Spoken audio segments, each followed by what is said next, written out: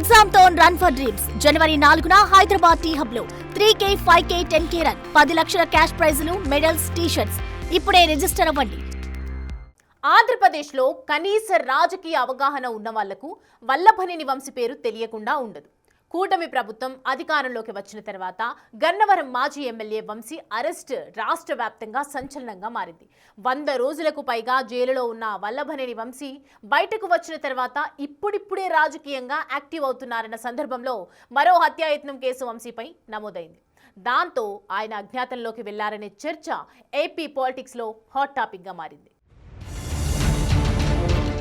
గన్నవరం మాజీ ఎమ్మెల్యే వల్లభనేని వంశీ అజ్ఞాతంలోకి వెళ్లిపోయారు. విజయవాడలోని ఎస్సీ/ఎస్టీ కోర్టులో విచారణలో ఉన్న సత్యవర్ధన్ కేసు వాయిదాకు హాజరు కావాల్సి ఉన్నా అటెండ్ కాలేదు. టీడీపీ నుంచి 2 సార్లు గన్నవరం ఎమ్మెల్యేగా గెలిచి తరువాత వైసీపీ జపం మొదలుపెట్టిన వల్లభనేని వంశీపై తాజాగా మరో హత్యాయత్నం కేసు నమోదయ్యింది. దాంతో ఆయన ఫోన్ కూడా స్విచ్ ఆఫ్ వస్తోంది. సమన్లిచ్చేందుకు వెళ్లిన పోలీసులకు ఆయన ఆచూకీ చిక్కలేదు. దాంతో వంశీ అజ్ఞాతంలోకి వెళ్లిపోయినట్లున్నారనే ప్రచారం బలంగా జరుగుతోందట.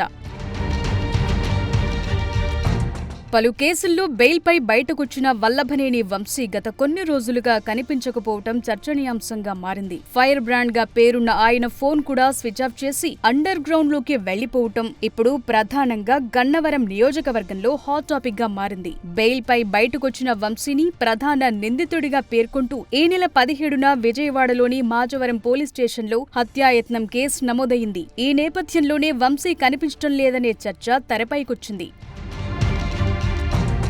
మాచవరం పోలీసులు తనను అరెస్టు చేస్తారన్న అనుమానంతో ఆయన అండర్ గ్రౌండ్ లోకి వెళ్లి ఉంటారనే చర్చ గన్నవరం నియోజకవర్గంలో నడుస్తోంది. ఈ కేసులో వల్లభనేని వంశీతో పాటు మరికొంతమందిని నిందితులుగా చేర్చారు. 2024 జూన్ 7న సునీల్ పై దాడి చేయమని వల్లభనేని వంశీ తన అనుచరులను రెచ్చగొట్టారని, దీంతో వారు కర్రలు, మారణాయుధాలతో అతన్ని తీవ్రంగా గాయపరిచారన్న ఫిర్యాదుతో మాచవరం పోలీస్ స్టేషన్లో కేసు నమోదయ్యింది. ఈ కేసుకు సంబంధించి సమన్లిచ్చేందుకు పోలీసులు మాజీ ఎమ్మెల్యే వంశీ ఇంటికి వెళ్లారని, అయితే ఆయన మాత్రం వారికి అందుబాటులోకి రాలేదని అంటున్నారు పోలీసులు.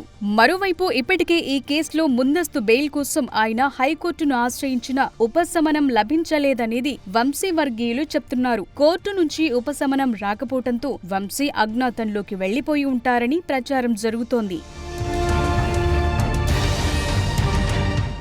కూటమి ప్రభుత్వం అధికారంలోకి వచ్చిన తరువాత వల్లభనేని వంశీపై నమోదైన కేసుల్ని పోలీసులు రీఓపెన్ చేశారు. సత్యవర్ధన్ కేసులో వల్లభనేని వంశీని ఫిబ్రవరి 13న హైదరాబాద్లో అరెస్టు చేశారు పోలీసులు. ఈ సమయంలోనే వంశీపై సుమారు 11 కేసులు నమోదు కాగా ఇటీవల అన్నింటిలోనూ కోర్టులో బెయిల్ మంజూరయింది. కోర్టులో ఉపశమనం దొరకటంతో విజయవాడ సబ్ జైల్లో రిమాండ్ ఖైదీగా ఉన్న ఆయన సుమారు 137 రోజుల తర్వాత బయటకొచ్చారు. జైల్లో ఉన్నప్పుడే ఆయన ఆరోగ్యం దెబ్బతిందన్న ప్రచారం మొదలైంది.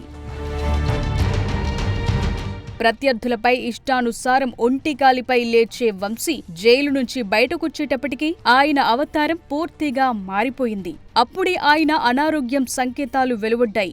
ఆ క్షణంలో జైలు నుంచి బయటకొచ్చిన వంశీ కొంతకాలం సైలెంట్ గా ఉన్నారు. ఈ మధ్యనే రాజకీయంగా యాక్టివ్ అయ్యేందుకు అడుగులు వేస్తున్నారు. వైసీపీ అధినేత జగన్ కృష్ణా జిల్లా పర్యటనలో పాల్గొన్న తరువాత నియోజకవర్గంలోనూ తన కార్యక్రమాలను స్టార్ట్ చేశారు. రాజకీయంగా యాక్టివ్ అయ్యే సమయంలో వంశీపై మరో కేసు నమోదయ్యింది.